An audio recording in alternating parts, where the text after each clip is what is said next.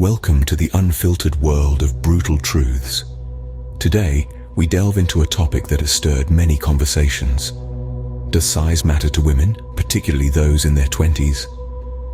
Imagine, if you will, a hypothetical survey conducted among a diverse group of women in their 20s. The question, does size matter to you? The results might surprise you. A significant 40% responded with a resounding yes, size does matter. Yet an equally substantial 40% shrugged it off, stating that size wasn't that important after all. The remaining 20%, they sat on the fence, undecided. This hypothetical survey illuminates the diversity of opinions on this matter. It's subjective, really. Some women regard size as an important factor, while others dismiss it as insignificant. It's not a one-size-fits-all situation, pun intended. Let's delve deeper into the 40% who said size does matter. What's their reasoning? For some, it's about physical compatibility and satisfaction. For others, it's a psychological factor, tied to the cultural and social narratives that associate size with masculinity and prowess. On the other hand, the other 40% who said size doesn't matter have different priorities. For them, emotional connection, personality, and other attributes are more important. They believe that size doesn't define a man's capability to satisfy a woman. The undecided 20%? Well, they're the wild cards. Perhaps they're unsure because they've never considered it, or maybe they're torn between societal expectations and their personal experiences. One thing is clear, though. This discussion isn't about shaming or pressuring anyone. It's about understanding the diversity of opinions and experiences. It's about acknowledging that everyone is different, and that's okay. With that, we conclude our first brutal truth. It seems size does matter to some, but not all. Moving on to our second brutal truth, let's explore what college women think about size, not just in their age group, but also in older men. Now, this is where it gets interesting. We conducted a survey, and the results were, let's say, quite enlightening. When asked about the importance of size, the majority of college women responded with a resounding, "It depends." It seems that size is not the be-all and end-all for these young women. Instead, they place more emphasis on how that size is used, how it plays into the overall chemistry, and the emotional connection they share with their partner. Now, when it comes to older men, the opinions were slightly more varied. While some held a belief that older men generally have a larger size, others maintained that age has nothing to do with size. There wasn't a clear consensus, indicating that the concept of size being associated with age is more of a societal preconception than a fact. Interestingly, a small but significant portion of the respondents did express a preference for a larger size. But it's worth noting that these women also stated that size alone wouldn't make or break a relationship. Instead, they emphasized the importance of factors such as communication, emotional intimacy, and respect. Furthermore, it's important to remember that these opinions are as diverse as the women themselves. Each individual has her own preferences, experiences, and beliefs that contribute to her viewpoint. So, while we can identify trends and general sentiments, it's essential to understand that these findings are not universal truths, but rather a snapshot of a particular demographic's thoughts and feelings. Thus, the second brutal truth unfolds. College women have diverse opinions about size, just like any other demographic. It's not a uniform opinion, and it's certainly not the only factor that matters in a relationship. So, gentlemen, take note. It's not just about size, but how you use it, how you treat your partner, and the emotional connection you share. That's the real truth. The third brutal truth we discussed today is about the acceptable size that most college women will accept. Now, let's delve into the results of a survey that aimed to understand the preferences in this regard. The survey, which involved a significant number of college women from various parts of the world, revealed that there isn't a one-size-fits-all answer. What was deemed acceptable varied greatly among the respondents. Some women indicated a preference for a size that's above the average, while others were more comfortable with something closer to or below the average. What was consistent, however, was the sentiment that size isn't everything.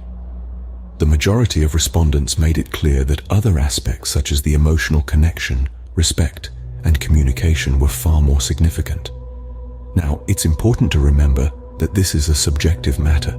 Just as beauty is in the eye of the beholder, so is acceptable size. It's unique to each individual and can be influenced by a variety of factors, including personal experiences and cultural background. What's more, the concept of acceptable size is fluid and can change over time. The acceptable size for a woman in her early 20s may not be the same when she's in her 30s or 40s. Life experiences, relationships, and maturity can all play a role in shaping one's preferences. In the end, it's crucial to understand that the acceptable size is not a definitive measure of a man's worth or ability to satisfy a woman. It's just one piece of a much larger puzzle.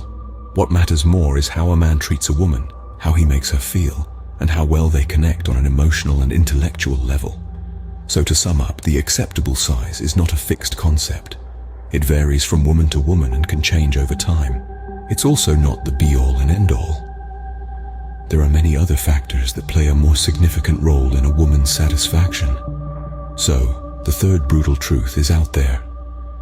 Acceptable size is a subjective term and varies from woman to woman. Our fourth brutal truth delves into a much debated question. Will college women end a relationship if the size is not adequate? This question has sparked many a heated debate and has been the subject of countless studies. But let's cut through the noise and get straight to the facts. According to a recent survey, a significant number of college women do consider size when deciding whether or not to continue a relationship. The survey found that approximately 1 in 4 women would consider size a deal breaker. But why is that? Well, it seems to be a matter of personal preference. Some women place a higher value on physical attributes, while others prioritize emotional connection and compatibility. For those who do consider size a deal breaker, it's often tied to their personal experiences and expectations. However, let's not forget the other 3 out of 4 women who wouldn't consider size a deal breaker. For them, size doesn't necessarily dictate satisfaction.